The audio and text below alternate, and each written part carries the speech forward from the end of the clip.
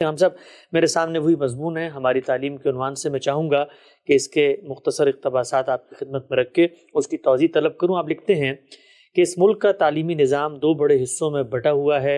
ایک دینی مدارس، دوسرے دنیاوی تعلیم کی درسگاہیں. پہلے دینی مدارس کو لیجئے. ان کی سب سے بڑی خرابی یہ ہے کہ یہ تقلید کے اصول پر قائم ہوئے ہیں. ان میں یہ بات پہلے دن سے طے کر دی جاتی ہے کہ حنفی ہمیشہ حنفی رہے گا اور اہل حدیث کو بہرحال میں اہل حدیث ہی رہنا ہے. اپنے دائرے سے باہر کہ کسی اہل علم کی کسی تحقیق اور رائے کے بارے میں تصور بھی ان کے ہاں ممنوعات میں سے ہے کہ وہ صحیح ہو سکتی ہے. مذہب ابو حنیفہ کا کوئی پیرو ائمہ محدثین کے کسی مسلک کو اور ائمہ محدثین کے طریقے پر عمل کرنے والا کوئی شخص مذہب ابو حنیفہ کے کسی نقطہ نظر کو کبھی ترجیح دینے کے لیے تیار نہیں ہوتا.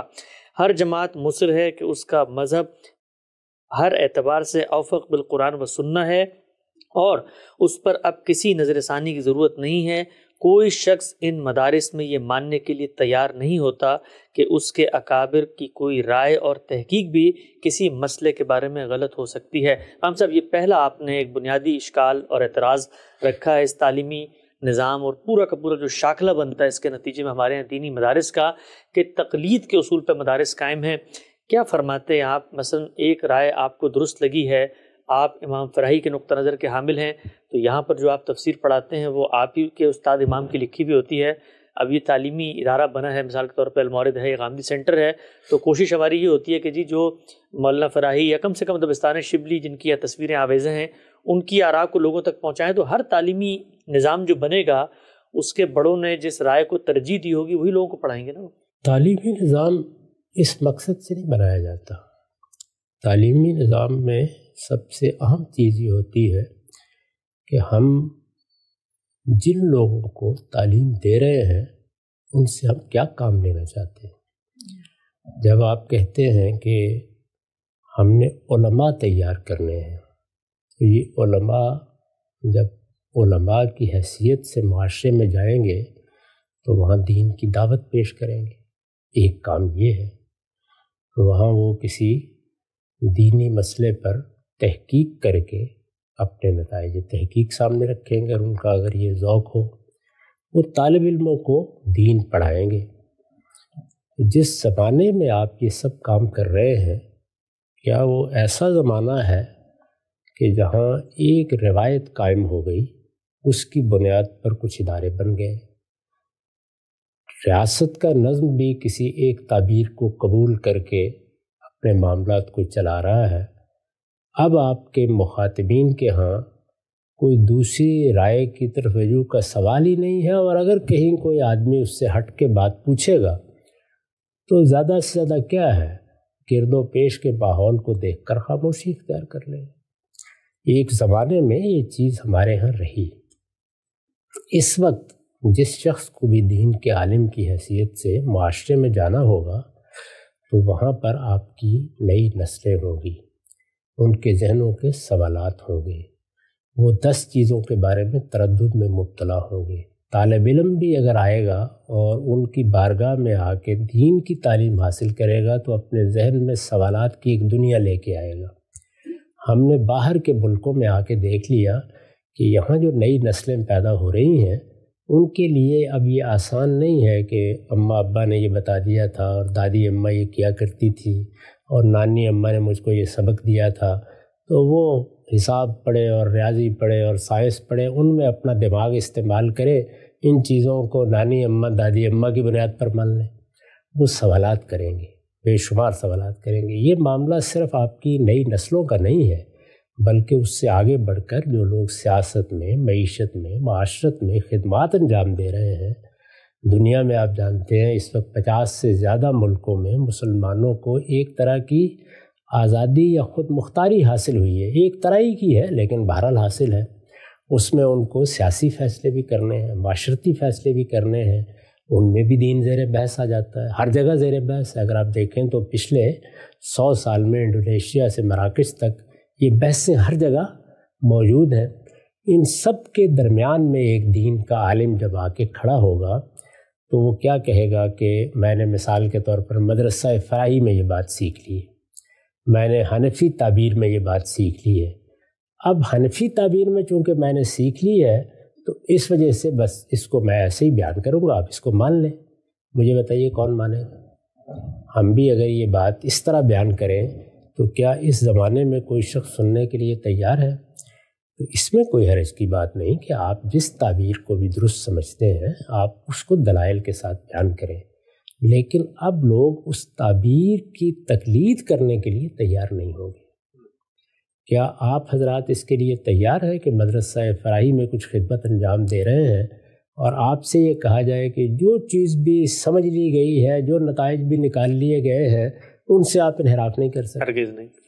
مدرسہ فراہی ہو یا کوئی اور مدرسہ فکر، وہ اسی صورت میں زندہ رہے گا اگر دو چیزیں ہوتی رہیں گی۔ ایک یہ کہ ایک صاحب علم نے، دوسرے نے، تیسرے نے کوئی کام کیا ہے، اس میں اگر کہیں کسی غلطی کی نشاندہی ہوتی ہے تو اس غلطی کو درست کرنے کے لیے اس مدرسہ فکر کے لوگ تیار رہیں۔ اور اسی طرح اگر کوئی بڑی شخصیت پیدا ہو جاتی ہے اور وہ یہ بتاتی ہے کہ اصول میں بعض چیزوں میں غلطی ہو گئی ہے، تو پھر کیا اس کی طرف توجہ نہیں دی جائے گی؟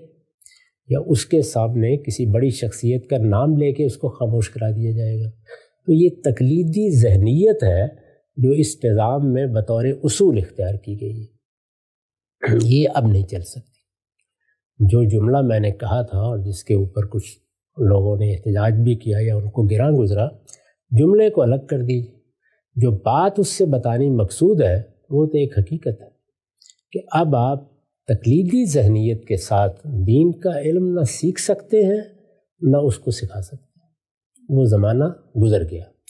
اب دین کا علم بنے گا، اس کے بارے میں سوالات کا جواب آپ دیں گے، آپ ہر چیز کے بارے میں یہ کہیں گے کہ اس پہ غور ہو سکتا ہے، اس میں دوسری رائے بھی قائم ہو سکتی ہے۔ تو علم کو آپ ایک زندہ علم کی حیثیت سے تو لوگوں تک منتقل کر لیں گے، لیکن اس زمانے کے لوگوں میں کوئی شخص کسی کو پیغمبر ماننے کے لیے تیار ہو جائے گا، کسی روایت کو پیغمبری کی حیثیت دینے کے لیے تیار ہو جائے گا، یہ ممکن نہیں ہے۔ ہمارے ہاں لوگ اس دور کے عادی ہیں جب مسلمانوں کو سیاسی اقتدار عالمی سطح پر حاصل تھا، ان کی ایک بڑی سلطنت قائم ہوئی، جیسے کہ پہلے بنو امیہ کے اہتمام میں، پھر بنو عباس کے اقتدار میں، ان بڑی سلطنتوں میں، اور عثمانیوں کو بھی آپ شامل کر لیں، فقہ حنفی کو ایک خصوصی حیثیت حاصل ہو گئی۔ سیاسی لحاظ سے بھی اسی کو مسلمانوں کا قانون مان لیا گیا۔ بعض علاقوں میں مالکیوں کا نقطہ نظر بھی رہا۔ تو اس سے گویا حنفی تعبیر، دین کی حنفی تعبیر، وہ لوگوں کے شائع و ضائع ہو گئی۔ مدارس بھی اسی پر بنیں گے، قاضی بھی اسی کے لحاظ سے مقرر کیے جائیں گے، فتویٰ بھی اسی میں دیا جائے گا۔ یہ اس دور میں ممکن تھا۔ اس وقت جو پچھلے 150-200 سال میں تبدیلیاں آئی ہیں، اور پھر یہ تبدیلیاں کسی ایک خطے تک محدود نہیں ہیں، یہ عالمی سطح کی تبدیلیاں ہیں۔ مقابل میں ایک بڑی تہذیب اٹھ کھڑی ہوئی ہے جو انسان کو مرکز بنا کر تمام معاشرتی، سیاسی اور سماجی فیصلے کر رہی ہے۔ اس کو سیاسی غلبہ بھی حاصل ہے، دنیا میں عالمی سطح پر اس کی حکومت حاصل ہے۔ اسی تہذیب نے پہلی اور دوسری جنگ عظیم جیتی ہے اور ایک عالمی نظام بنایا ہے۔ پھر عالمی نظام کا سیاسی حیثیت سے بننا تو ایک طرف رہا، سائنس کی ایجادات نے ایسی دنیا پیدا کر دی ہے کہ جس میں آپ کس کو کہاں چھپا کے رکھیں گے، آپ کے بچے ہوں، آپ کے بڑے ہوں، ان کو ایک ایسی دنیا سے سابقہ پڑ گیا ہے جس میں ہر لحظے علم آ رہا ہے۔ علم اچھا ہے، علم برا ہے، یہ بات کا مسئلہ ہے۔ آپ یہ کہیں کہ اللہ کے آخری پیغمبر آئے تھے، انہوں نے ایک کتاب دی تھی، تو یہاں تک تو بات پیغمبر سے شروع ہوگی اور سمجھنے سمجھانے کا عمل ہو سکتا ہے۔ آپ یہ فرمائیں کہ فلاں شخص نے یا فلاں شخصیات نے یا فلاں مدرسہ فکر کے لوگوں نے جیسے اس کو سمجھا ہے اس پر اب نظر ثانی نہیں ہو سکتی۔ میں یہ کہتا ہوں کہ اصول ہی میں آپ کی بات رد ہو جائے گی، کوئی قبول کرنے کے لیے تیار نہیں ہوگا۔ تو زمانے کے لحاظ سے بھی یہ رویہ صحیح نہیں ہے، اور میں آپ سے عرض کروں کہ علم کے لحاظ سے تو کبھی بھی صحیح نہیں تھا۔ عام آدمی ایک عالم کے پاس جاتا ہے وہ کوئی چیز سمجھنا چاہتا ہے سمجھ لیتا ہے، اس کی سمجھ میں بات آ جاتی ہے، قبول بھی کر لیتا ہے۔ یہ رویہ دنیا کے ہر علم میں ہم اختیار کرتے ہیں، سائنس میں اختیار کرتے ہیں، طب میں اختیار کرتے ہیں، انجینئرنگ میں اختیار کرتے ہیں، لیکن کسی علم کے علماء بھی یہ طے کر لیں کہ ان کو جو کچھ وہ مان چکے ہیں اس پر نظر ثانی نہیں کرنی۔ یعنی آپ کو اگر یہ پتہ چلے کہ ہمارے ہاں ایک بڑے ڈاکٹر صاحب ہیں، اپنے زمانے میں انہوں نے طب کا علم بہت ذوق شوق سے پڑھا تھا، برسوں اس میں انہوں نے مہارت پیدا کی، لیکن وہ اب طے کر چکے ہیں کہ کسی نئی تحقیق کو نہیں دیکھیں گے، اور پچھلے 15-20 سال سے وہ کسی نئی تحقیق کی طرف التفات کرنے کے لیے تیار نہیں۔ ان کا خیال یہ ہے کہ جو کچھ طب کا علم اپنے منتہا تک پہنچنا تھا وہ پہنچ گیا۔ مجھے یہ بتائیں کہ آپ ان کے بڑے نام کے باوجود بھی ان سے علاج کرانے کے لیے جانے کے تیار ہوں؟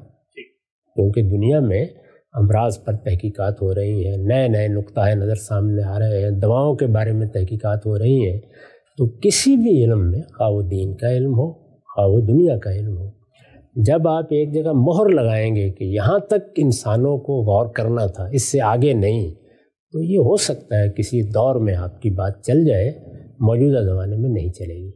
اس لیے میں نے عرض کیا ہے کہ اس کو تبدیل کرنا ضروری ہے، یعنی اس کا تعلق نصاب سے نہیں ہے، اس نظام فکر سے ہے جس پر وہ پورا نصاب قائم ہے، جس کے مطابق تعلیم دی جاتی ہے۔ تو تقلیدی ذہن کے ساتھ موجودہ زمانے میں جو عالم پیدا کیا جائے گا وہ قابل قبول ہی نہیں ہوگا، اور آہستہ آہستہ یہی صورت پیدا ہوئی ہے اور بڑے پیمانے پر پیدا ہوئی ہے۔